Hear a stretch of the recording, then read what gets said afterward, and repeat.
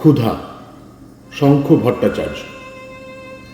ক্ষুধার্ত শিশুর দল তাকিয়ে থাকে কেতাদুরস্ত রেস্তোরাঁর জানলায়, তীক্ষ্ণ নজর রাখে বাহারি প্লেটের দিকে, লোভনীয় খাবারে। নজর ঘোরায় রাস্তার ফেলে দেওয়া শোলার বাটিতে, কাগজের থালার উচ্ছিষ্টে। আক্রোশে তাকায় লেজ নাড়া প্রতিদ্বন্দ্বী নেড়ি কুত্তার দিকে। অভুক্ত শিশুর দল হাত পেতে দাঁড়ায় নানান কায়দায়, ছুটে বেড়ায় এ মাথা থেকে ও মাথা। নাছোড়বান্দা, বেপরোয়া, আঁচড় কাটে দামি গাড়ির গায়ে।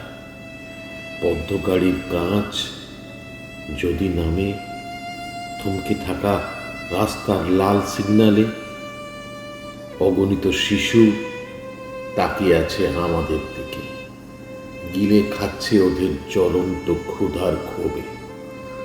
উচ্চবৃত্তের উদ্বৃত্ত খাবার আজ কাল পরশু ফ্রিজে ধীরে ধীরে পৌঁছবে।